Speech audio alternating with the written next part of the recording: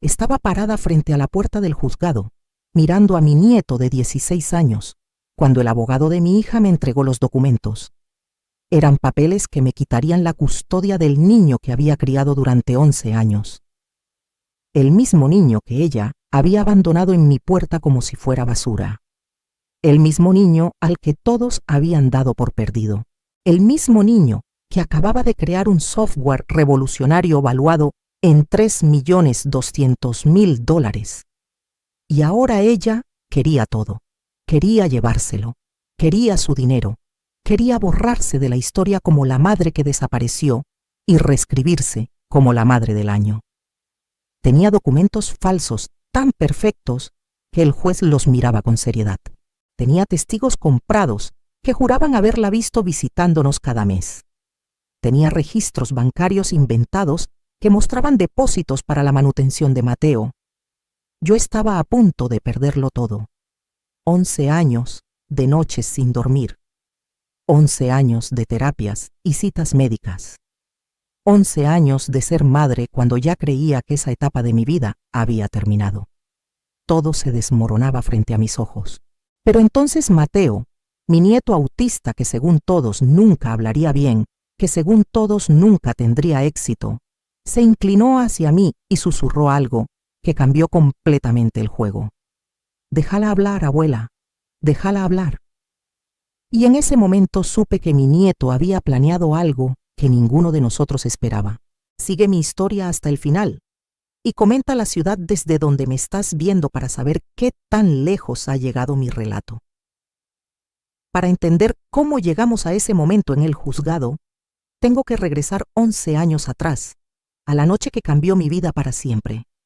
Me llamo Elena García, tengo 68 años y durante 35 años fui maestra de primaria en una escuela pública de la Ciudad de México. Había criado a mis 3 hijos sola después de que mi esposo muriera de un infarto cuando el menor tenía apenas 8 años. Trabajé doble turno durante años. Vendí tamales los fines de semana. Renté una habitación de mi casa a estudiantes universitarios. Hice lo que fuera necesario para que mis hijos tuvieran educación, comida en la mesa, un techo digno sobre sus cabezas. Mi hija Sofía era la del medio. Siempre fue diferente a sus hermanos, inquieta, impulsiva, buscando siempre el camino fácil.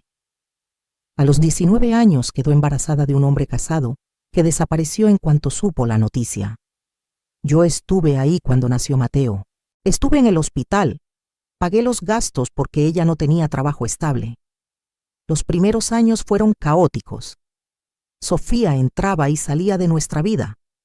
Dejaba a Mateo conmigo por días, a veces semanas.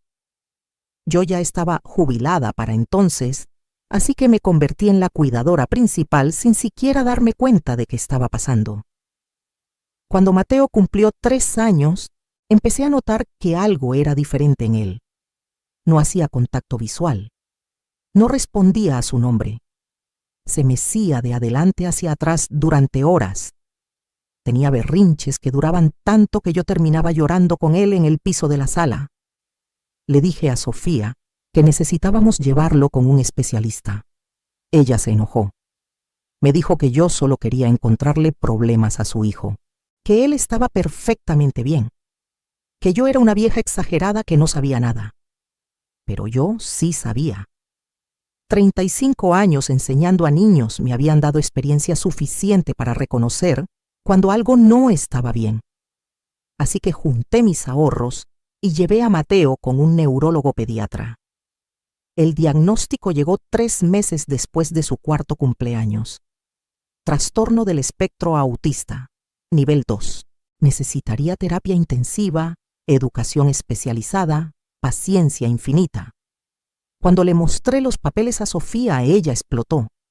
Me gritó que yo había arruinado a su hijo con mis ideas locas, que los médicos no sabían nada, que ella no iba a criar a un niño defectuoso. Esas fueron sus palabras exactas, un niño defectuoso.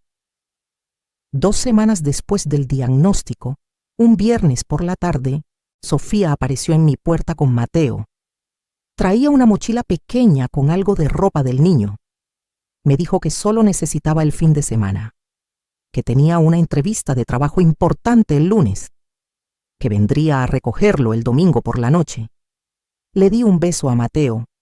Le dije a Sofía que tuviera cuidado. Cerré la puerta. Ese fue el último día que vi a mi hija durante 11 años. El domingo llegó y pasó. No contestaba mis llamadas. El lunes fui a su departamento. Estaba vacío. Los vecinos me dijeron que se había ido el sábado muy temprano, con 2 maletas grandes. Reporté su desaparición a la policía, pero como era mayor de edad y no había señales de que algo malo le hubiera pasado, no hicieron mucho. Mis otros 2 hijos, Roberto y Carolina, me ayudaron a buscarla durante meses. Nada. Había desaparecido como humo, y yo me quedé con un niño de 5 años que apenas hablaba, que gritaba cuando lo tocaban, que solo comía 4 cosas diferentes, que se despertaba todas las noches llorando. Mis ahorros se fueron en terapias. El dinero de mi pensión apenas alcanzaba para comida y transporte. Vendí mi coche. Vendí las pocas joyas que tenía. Pedí prestado a mis hermanos. Todo para pagarle a Mateo los especialistas que necesitaba. Terapia ocupacional los lunes y miércoles. Terapia de lenguaje los martes y jueves. Terapia conductual los viernes. Citas con el neurólogo cada mes. Medicamentos que costaban más que nuestra comida semanal. Hubo noches en que comí solo tortillas con sal para que Mateo pudiera tener pollo y verduras. Noches en que lloré en la regadera preguntándome si tendría fuerzas para seguir. Pero cada mañana me levantaba, le preparaba su desayuno exactamente como a él le gustaba, lo vestía con la paciencia de Job y seguíamos adelante. Los primeros años fueron los más difíciles. Mateo tenía crisis sensoriales que duraban horas. El ruido del tráfico lo aterrorizaba. Las luces fluorescentes del supermercado lo hacían gritar. La textura de ciertas telas le causaba tanto malestar que se arrancaba la ropa. Aprendí a comprarle solo playeras de algodón suave. Aprendí a llevar audífonos con cancelación de ruido a todos lados. Aprendí a preparar sus comidas de maneras específicas, porque si el arroz tocaba los frijoles en el plato, no comía nada. Mis amigas dejaron de invitarme a reuniones porque no podía llevar a Mateo y no tenía con quién dejarlo. Mi vida social se redujo a las salas de espera de terapeutas y las juntas escolares donde me decían que mi nieto era demasiado difícil, demasiado demandante, demasiado diferente. Pero yo veía algo que los demás no veían. Veía cómo Mateo memorizaba patrones después de verlos una sola vez. Veía cómo podía armar rompecabezas de 1000 piezas en cuestión de horas. Veía cómo entendía las matemáticas de una manera que yo nunca había visto. A los 7 años, Mateo ya resolvía problemas de álgebra. A los 8, estaba aprendiendo cálculo por su cuenta usando videos en Internet. A los 9, había leído todos los libros de programación que pude conseguir en la biblioteca. Yo no entendía nada de computadoras. Apenas sabía usar el celular para llamadas. Pero vi el brillo en sus ojos cuando estaba frente a una pantalla escribiendo códigos que para mí parecían jeroglíficos. Así que vendí mi televisor, el que había comprado con tanto esfuerzo 2 años antes, y con ese dinero le compré una computadora usada. La cara de Mateo cuando la vio es algo que nunca olvidaré. No sonrió, porque sonreír era difícil para él, pero sus ojos se iluminaron de una manera que me dijo todo. Pasaba horas frente a esa computadora. Al principio me preocupaba que fuera demasiado tiempo, pero sus terapeutas me explicaron que para los niños como Mateo, tener un interés especial era algo positivo. Era su manera de entender el mundo, de sentirse seguro, de expresarse. Cuando tenía 13 años, Mateo creó su primera aplicación. Era algo simple, un organizador de tareas para personas con autismo. Usaba colores específicos, recordatorios visuales, alarmas programables. Lo diseñó para sí mismo, pero cuando lo compartió en un foro de Internet, otros padres de niños autistas empezaron a descargarlo. En 6 meses, 50,000 personas lo estaban usando. No ganamos dinero con eso. Mateo lo había hecho gratuito. Pero para mí fue la confirmación de que mi nieto no era el niño perdido que todos habían creído. Era un genio esperando ser descubierto. Los años siguientes fueron mejores. Mateo aprendió a comunicarse mejor. Todavía tenía sus crisis, sus días difíciles, pero habíamos creado una rutina que funcionaba. Yo había aprendido a leer sus señales. Sabía cuándo necesitaba espacio, cuándo necesitaba un abrazo, cuándo el mundo era demasiado ruidoso y necesitábamos quedarnos en casa. Nuestra vida no era fácil, pero era nuestra, y yo no la cambiaría por nada. El año pasado, cuando Mateo tenía 15 años, empezó a trabajar en un nuevo proyecto. Pasaba cada minuto libre programando. Yo le llevaba sándwiches a su cuarto porque se olvidaba de comer. Le ponía alarmas para que se bañara porque perdía la noción del tiempo. Una noche, a las 2 de la mañana, entró a mi cuarto y encendió la luz. Abuela, lo terminé.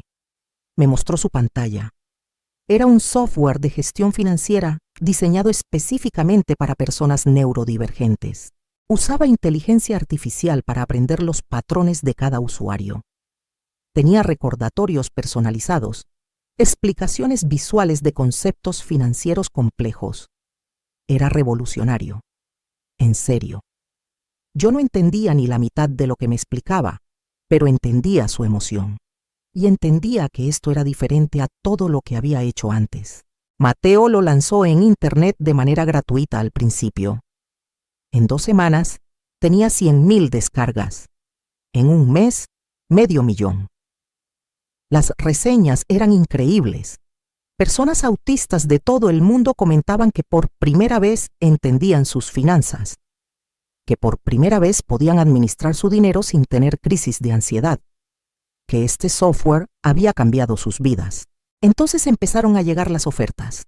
Empresas de tecnología querían comprar el software, inversionistas querían financiar a Mateo para que creara más aplicaciones, periodistas querían entrevistarlo. Todo pasó tan rápido que apenas podía procesarlo. Mi nieto, el niño que su propia madre había abandonado, llamándolo defectuoso, estaba siendo reconocido mundialmente como un genio de la tecnología. Conseguimos un abogado que nos ayudara con los contratos. Como Mateo era menor de edad, yo tenía que firmar todo como su tutora legal. Nunca había formalizado la custodia porque siempre pensé que quizás Sofía volvería algún día. Pero el abogado me dijo que necesitábamos hacerlo oficial. Fuimos a los juzgados, presentamos la documentación. Sofía había desaparecido por más de 10 años. Yo había sido la única cuidadora de Mateo todo ese tiempo. El juez me otorgó la custodia completa sin problema. Finalmente, después de una década de luchar, teníamos estabilidad legal y financiera. Mateo vendió el software a una empresa tecnológica por $3,200,000. $3,200,000. Yo nunca había visto esa cantidad ni escrita. El abogado me explicó que el dinero iría a un fideicomiso para Mateo, pero que yo podría administrarlo hasta que cumpliera 18 años. También me explicó que como su tutora legal, yo tenía derecho a una compensación razonable por todos los años de cuidado. No quise tomar nada al principio. Ese dinero era de Mateo, de su talento, de su esfuerzo, pero el abogado insistió. Me mostró los registros de todo lo que había gastado en sus terapias, medicamentos, educación. Me mostró que técnicamente Mateo me debía mucho más de lo que yo jamás tomaría. Finalmente acepté lo suficiente para pagar mis deudas y arreglar la casa. Nada extravagante, solo lo necesario. La historia de Mateo salió en los periódicos. Un adolescente autista que había creado un software millonario. Las entrevistas mostraban nuestra pequeña casa. Mostraban a Mateo en su cuarto con su computadora. Y me mostraban a mí, la abuela que lo había criado sola después de que su madre lo abandonara. No mencioné el nombre de Sofía en las entrevistas. A pesar de todo, ella seguía siendo mi hija, y una parte de mí todavía la protegía. Las entrevistas se viralizaron. Nuestra historia llegó a toda América Latina. Recibí mensajes de madres y abuelas que estaban criando niños autistas. Me decían que les había dado esperanza, que habían llorado viendo nuestra historia, que gracias a nosotros ya no se sentían solas. Por primera vez en 11 años sentí que todo había valido la pena. Cada noche sin dormir, cada peso gastado, cada lágrima derramada. Todo había llevado a este momento donde Mateo era reconocido por su brillantez, y yo podía finalmente respirar sabiendo que su futuro estaba asegurado. Eso duró exactamente 2 semanas. 2 semanas de paz antes de que mi mundo volviera a desmoronarse. Era un martes por la tarde.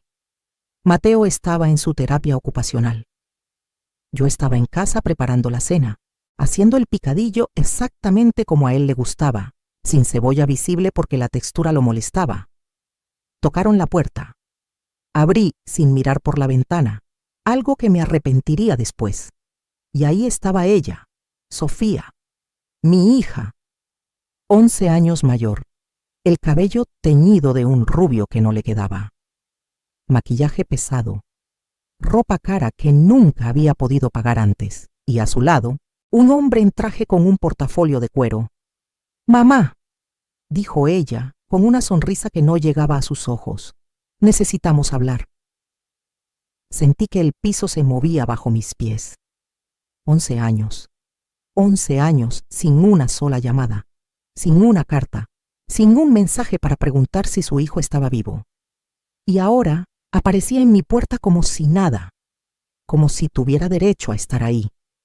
No la dejé entrar, le dije que se fuera, que no tenía ningún derecho después de todo este tiempo. El hombre del traje habló entonces. «Señora García, soy el licenciado Mendoza. Represento a mi clienta, Sofía Ramírez García, en un caso de custodia. Tenemos documentación que prueba que la señora Ramírez nunca abandonó a su hijo, que ha estado involucrada en su crianza y que tiene derecho legal a su custodia y a la administración de sus bienes». Me reí. Literalmente, me reí en su cara. Era tan absurdo, tan descarado. Pero el licenciado abrió su portafolio y empezó a sacar documentos. Recibos de depósitos bancarios a mi nombre, supuestamente de Sofía, enviándome dinero para Mateo cada mes durante 11 años. Registros de llamadas telefónicas entre nosotras. Fotografías de ella con Mateo en diferentes edades. Cartas escritas a mano donde ella preguntaba por su hijo y yo supuestamente le respondía. Todo era falso. Cada papel, cada fotografía, cada palabra. Pero se veía real, increíblemente real. Le dije que se fueran, o llamaría a la policía. El licenciado me entregó una carpeta. «Nos vemos en corte. Señora García, la audiencia es en 2 semanas. Le sugerimos que consiga un buen abogado». Y se fueron, dejándome parada en mi puerta con una carpeta llena de mentiras tan bien elaboradas que parecían verdad. Esa noche, después de que Mateo se durmió, revisé cada documento. Los depósitos bancarios mostraban transferencias mensuales de 500 pesos. No era mucho, pero sostenidos durante 11 años sumaban una cantidad considerable. El problema era que yo nunca había recibido ese dinero. Las cuentas bancarias que aparecían en los recibos ni siquiera eran mías. Los números eran similares a mi cuenta real, pero diferentes en 2 dígitos. Un error que alguien revisando rápido no notaría. Las fotografías eran aún más elaboradas. Había una de Sofía con Mateo cuando él tenía aproximadamente 7 años. Pero yo recordaba ese día. Habíamos ido al parque y una mujer nos había tomado fotos. Solo que en la foto original yo era quien estaba con Mateo. De alguna manera, habían editado la imagen para poner la cara de Sofía sobre la mía. El Photoshop era tan bueno que tuve que mirar muy de cerca para notar las inconsistencias. Había por lo menos 20 fotografías así, cada una tomada de momentos reales de la vida de Mateo, pero manipuladas para que pareciera que Sofía había estado ahí. Las cartas eran lo más perturbador. Estaban escritas en papel que parecía envejecido. La caligrafía era convincente. Los matasellos en los sobres mostraban fechas de los últimos 11 años. Cartas donde Sofía preguntaba por el desarrollo de Mateo, donde yo supuestamente le respondía con actualizaciones, donde ella enviaba consejos de crianza. Era una narrativa completa de una madre involucrada que había mantenido contacto constante a pesar de la distancia. Llamé al abogado que me había ayudado con la venta del software. Le expliqué la situación. Se quedó callado por un momento largo. Señora Elena, esto es serio. Si ella puede probar que mantuvo contacto y contribuyó financieramente, aunque fuera mínimamente, tiene base legal para pelear la custodia. Y con el dinero de Mateo en juego, vas a pelear con todo. Necesitamos prepararnos. Los siguientes días fueron una pesadilla. El abogado investigó cada documento. Descubrimos que las cuentas bancarias eran reales, pero habían sido abiertas hace apenas 3 meses. Los depósitos históricos eran fabricados, pero probarlo requeriría tiempo y recursos. Las fotografías eran manipuladas, pero el trabajo era profesional. Necesitaríamos expertos en imágenes digitales para demostrarlo en corte. Las cartas eran falsas, pero los matasellos eran reales. Alguien había conseguido acceso a matasellos oficiales del correo para hacerlas parecer auténticas. Todo esto costaba dinero. Mucho dinero. Dinero que yo no tenía. Podría usar el dinero del fideicomiso de Mateo, pero eso era exactamente lo que Sofía quería. Que gastáramos los recursos de Mateo peleando en corte mientras ella esperaba quedarse con lo que quedara. Le conté a mis otros hijos. Roberto y Carolina estaban furiosos. ¿Cómo se atreve?, decía Carolina, después de todo lo que hiciste por ese niño, después de que ella lo abandonó como basura. Querían ayudar, pero ellos también tenían sus propias familias, sus propios gastos. No podían financiar una batalla legal que podría durar meses o años. Hablé con Mateo. No quería preocuparlo, pero él tenía 16 años. Tenía derecho a saber lo que estaba pasando. Le expliqué que su mamá había regresado, que quería llevárselo. Mateo me miró con esos ojos grandes y serios que tenía. No la conozco, dijo simplemente. Tú eres mi mamá. Abuela es solo una palabra. Tú eres quien me crió. Me rompió el corazón de la manera más hermosa posible. Pero legalmente eso no importaba. Sofía era su madre biológica, y con los documentos que tenía, por falsos que fueran, tenía una posibilidad real de ganar. La audiencia preliminar fue horrible. El juez era un hombre mayor que claramente creía en la reunificación familiar. Miraba a Sofía con simpatía mientras ella lloraba, explicando cómo había tenido que irse por problemas de salud mental. Cómo había trabajado en su recuperación todos estos años. Cómo había enviado dinero y mantenido contacto, pero respetando que yo, como abuela, quisiera ser la cuidadora principal. Era una actuación perfecta. Hasta yo casi le creía y sabía que cada palabra era mentira. El abogado de Sofía presentó los documentos. El juez los revisó con atención. Mi abogado objetó. Explicó que necesitábamos tiempo para verificar su autenticidad. El juez concedió 2 semanas.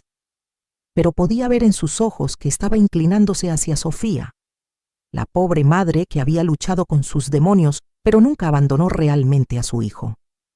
Era una mejor historia que la verdad. La verdad era fea. La verdad era que ella lo había dejado porque no quería un hijo autista, porque le daba vergüenza, porque era egoísta y cruel. Pero la verdad no siempre gana en corte. Las siguientes 2 semanas fueron las peores de mi vida. Peores incluso que los primeros años con Mateo, porque al menos entonces sabía que lo que hacía era por algo bueno. Ahora sentía que todo se estaba desmoronando, que iba a perder al niño que era más mío que de nadie. Mi presión arterial se disparó. El doctor me regañó, me dijo que necesitaba calmarme o tendría un infarto. Pero ¿cómo me iba a calmar cuando estaba a punto de perder a mi nieto? Mateo se dio cuenta de mi estado aunque traté de ocultarlo. Él era muy perceptivo con las emociones, aunque le costara expresar las suyas. Abuela, me dijo una noche, necesito que confíes en mí. Tengo un plan. Le pregunté qué plan. No me lo quiso decir. Solo me pidió que confiara, que hiciera exactamente lo que él me dijera cuando llegara el momento. ¿Qué podía hacer? Era un niño de 16 años contra un sistema legal manipulado y una madre mentirosa con recursos que yo no sabía de dónde había sacado.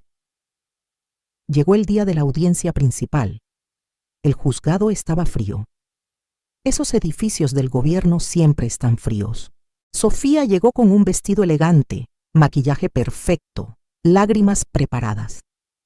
Yo llegué con el mismo vestido que usaba para las bodas, el único decente que tenía. Mateo vino conmigo. El juez dijo que quería hablar con él, que escucharía su opinión sobre con quién quería vivir. Mi abogado me había advertido que esto podría pasar, y me había advertido que legalmente la opinión de Mateo no era determinante, que el juez tomaría la decisión basándose en lo que considerara mejor para el menor. El abogado de Sofía habló primero. Presentó cada documento fraudulento como evidencia. Habló de cómo mi clienta había mantenido contacto constante, de cómo había contribuido financieramente, de cómo merecía ser parte de la vida de su hijo, especialmente ahora que él había alcanzado el éxito.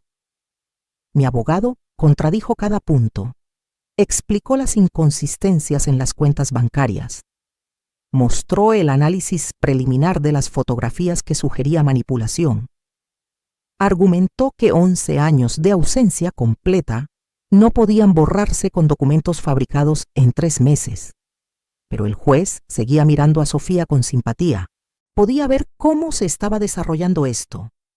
Iba a darle a Sofía por lo menos custodia compartida, probablemente control del fideicomiso, tal vez incluso custodia completa eventualmente. Mi abogado había hecho todo lo posible, pero no era suficiente. Entonces el juez se dirigió a Mateo.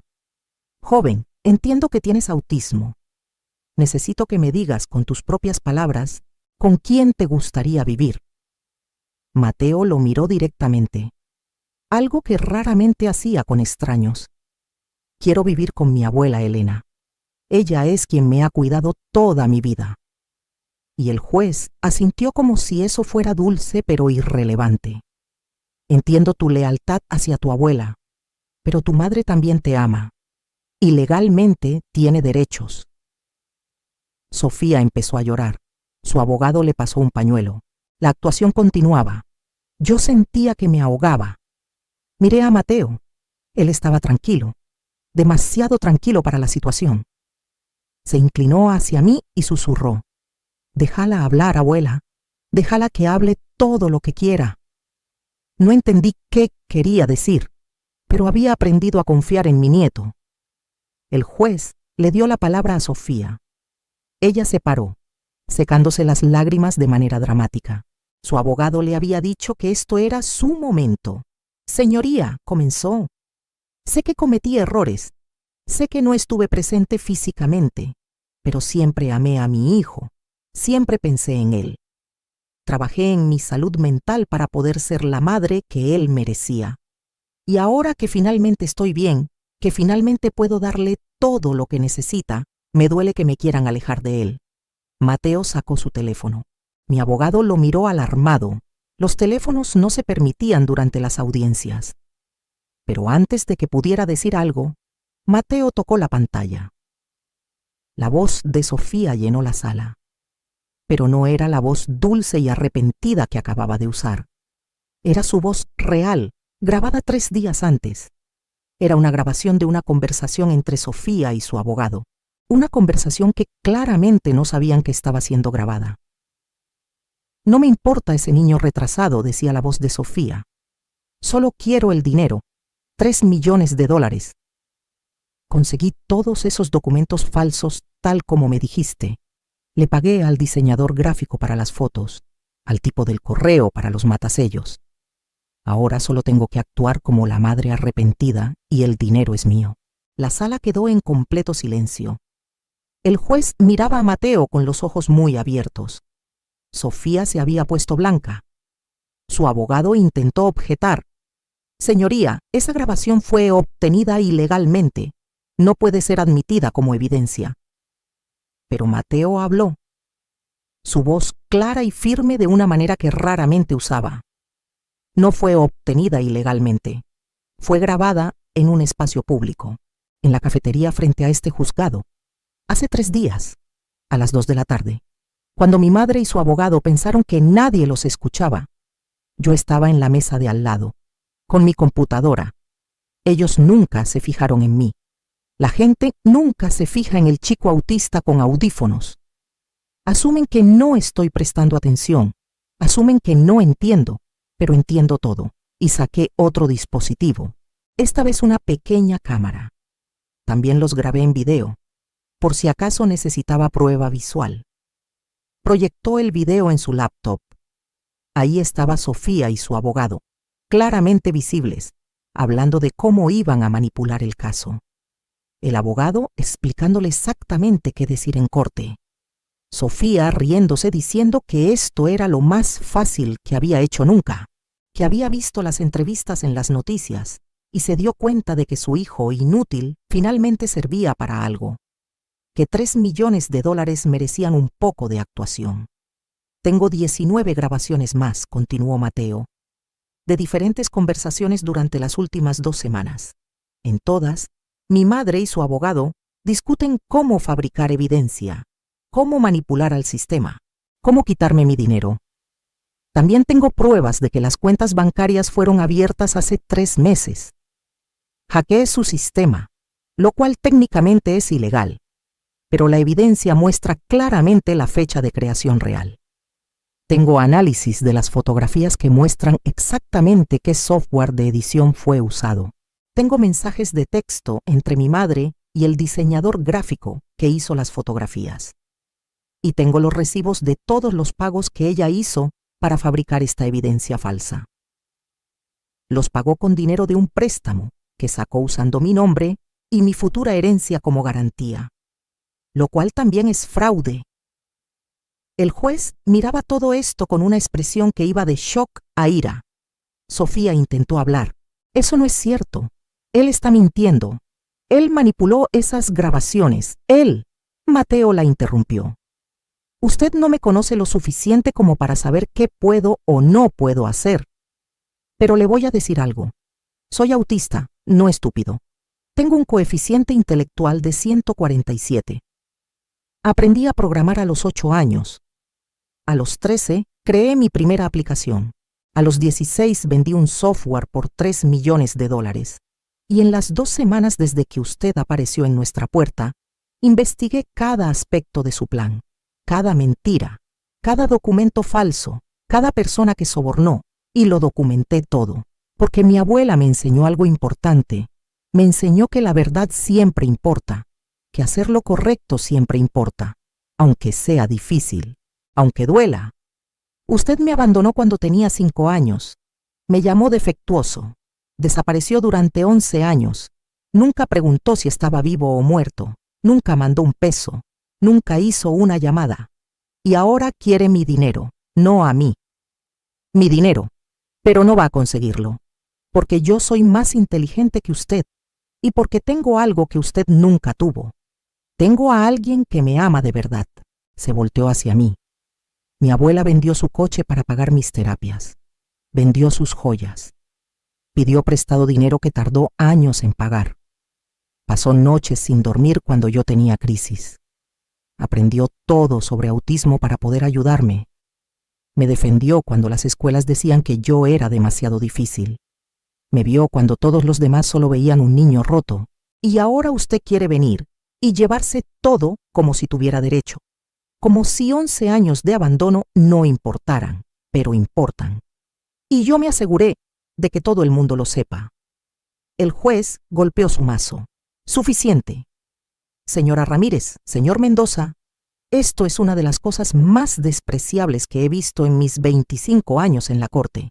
Fabricar evidencia, intentar manipular el sistema judicial, intentar explotar a un menor para beneficio financiero. Voy a negar su petición de custodia.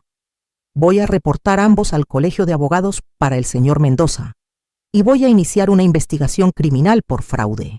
Oficial, por favor escolte a la señora Ramírez fuera de mi sala. Sofía empezó a gritar. Esto no ha terminado. Voy a apelar.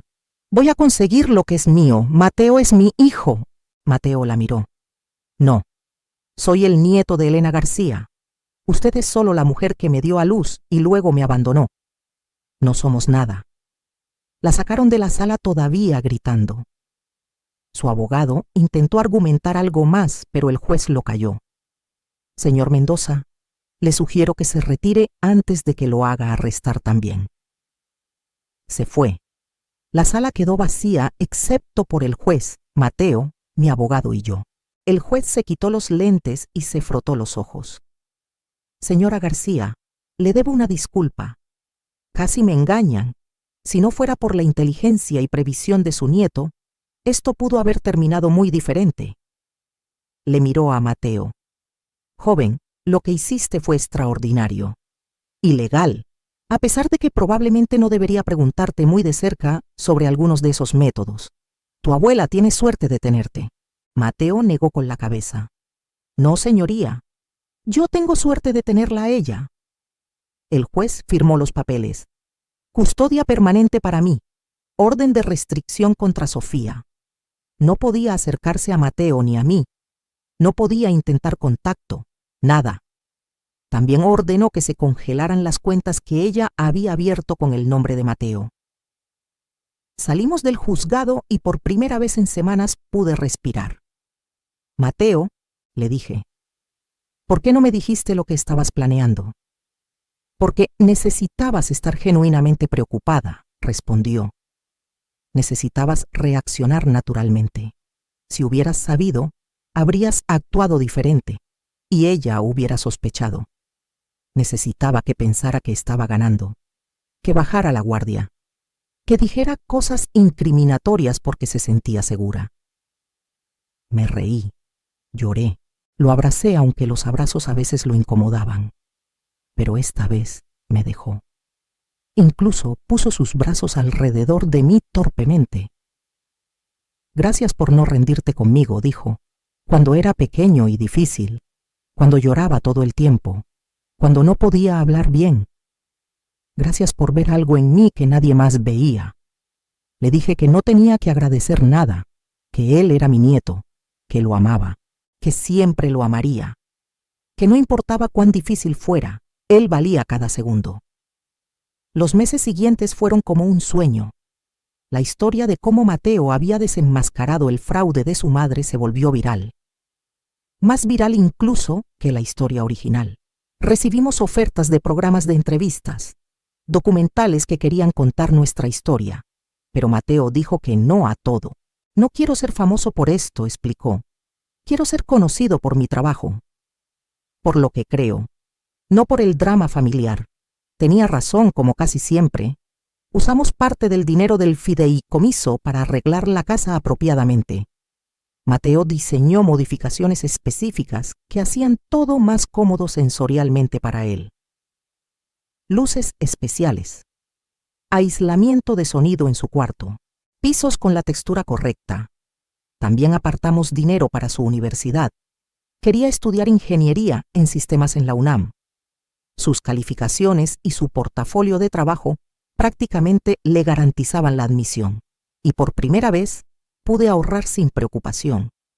Compré cosas pequeñas que antes parecían lujos imposibles. Un sillón nuevo, una televisión, ropa que no venía del mercado. Me sentía culpable al principio, pero Mateo insistió. Abuela, tú sacrificaste todo por mí durante 11 años. Ahora es mi turno de asegurarte de que estés cómoda.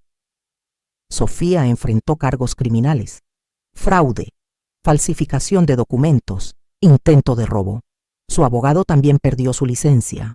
El diseñador gráfico que hizo las fotos falsas recibió una multa y servicio comunitario.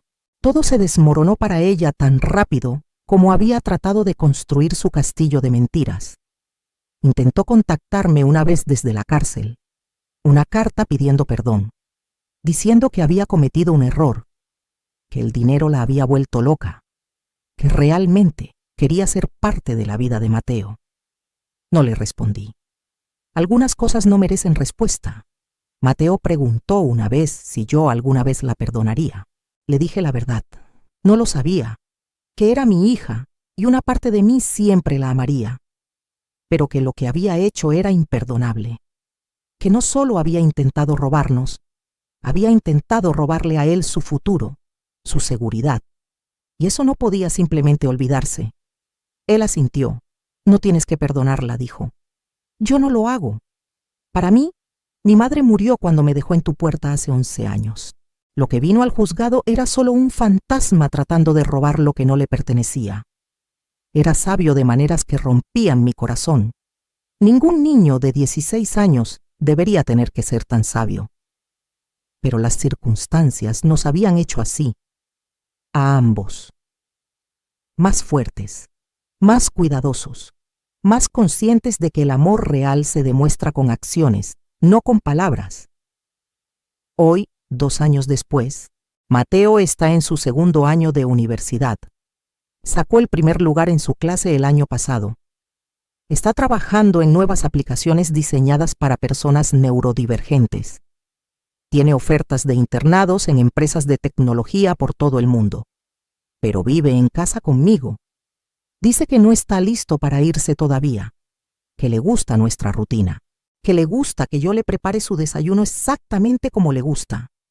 Yo sé que eventualmente se irá, que construirá su propia vida, y estaré orgullosa cuando lo haga. Pero por ahora, disfruto cada mañana que bajo y lo encuentro en la mesa con su café y su laptop, trabajando en algún proyecto nuevo que cambiará el mundo. Mis otros hijos me visitan seguido, traen a mis otros nietos.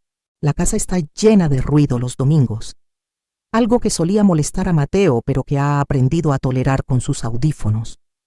Carolina me dice que soy su héroe, que no sabe cómo hice todo lo que hice. Pero yo no me siento como héroe. Solo me siento como una abuela que amó a su nieto, que vio su potencial cuando nadie más lo veía, que se negó a rendirse incluso en los días más oscuros. Roberto me ayudó a invertir parte del dinero sabiamente. Tengo un fondo de retiro ahora. Seguridad financiera por primera vez en mi vida. Puedo viajar si quiero. Comprar cosas sin contar cada peso.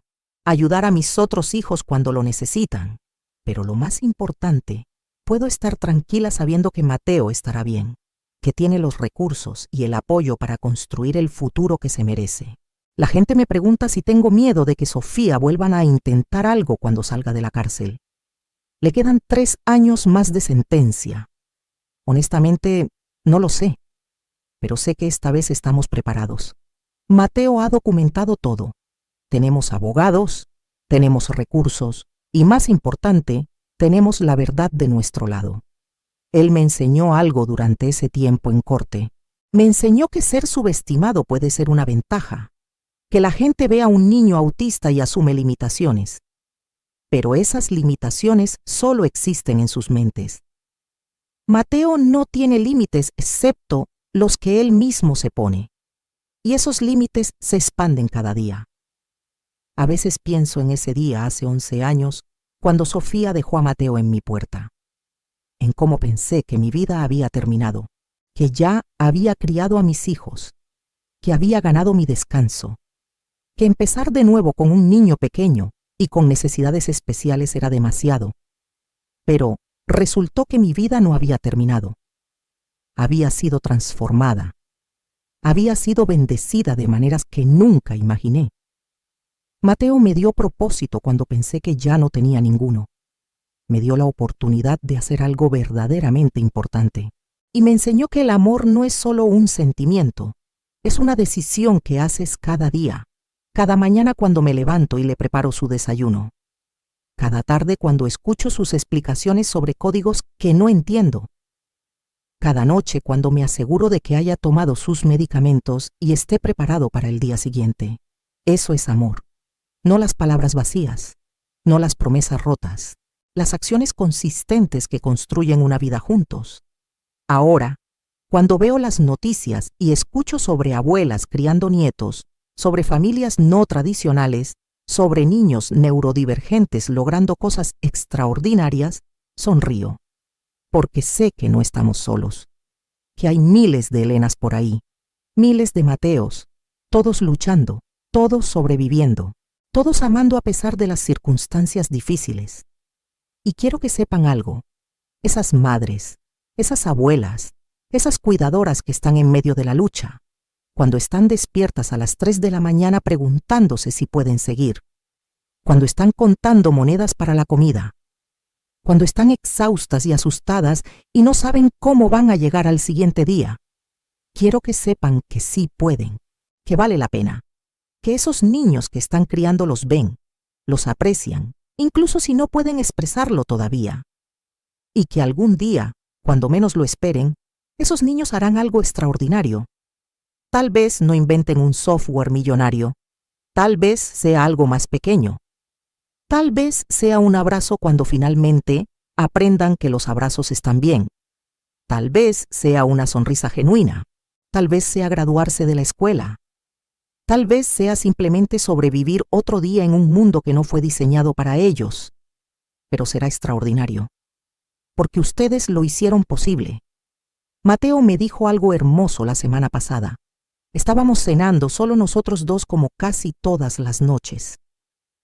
Abuela, dijo de repente, he estado pensando sobre el concepto de normalidad, sobre cómo la gente siempre quiso que yo fuera normal. Le dije que escuchaba. Pero normal es solo una configuración en la lavadora, continuó. No es una forma válida de medir el valor humano. Yo no soy normal. Nunca lo seré. Pero soy valioso, soy capaz, soy amado.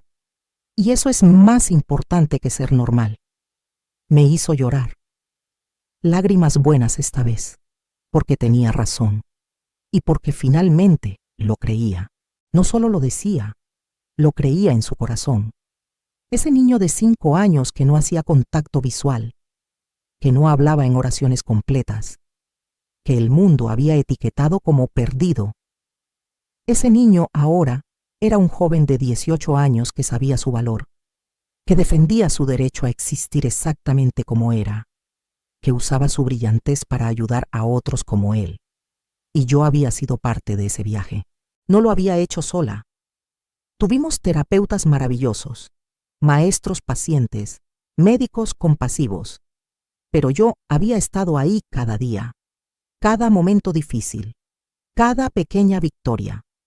Y ahora podía ver el resultado, no un niño arreglado, porque nunca estuvo roto, sino un joven que había florecido en el ambiente correcto, con el apoyo correcto, con el amor correcto. Esta es mi historia, la historia de una abuela que no planeaba criar a otro niño, pero que lo hizo de todas formas, que sacrificó su comodidad, su dinero, su vida social, su descanso, y que lo haría todo de nuevo sin pensarlo 2 veces. Porque Mateo no es una carga. Nunca lo fue. Es un regalo complicado, demandante, confuso a veces, pero un regalo. Y cuando pienso en Sofía, en lo que perdió al alejarse, casi siento lástima por ella. Casi. Porque se perdió 11 años de ver a este niño extraordinario crecer. Se perdió sus primeras palabras en oraciones completas, su primera aplicación, su primera venta de software, su primer día de universidad. Se perdió todo porque solo pudo ver limitaciones donde había potencial infinito. Esa es su pérdida, no la nuestra.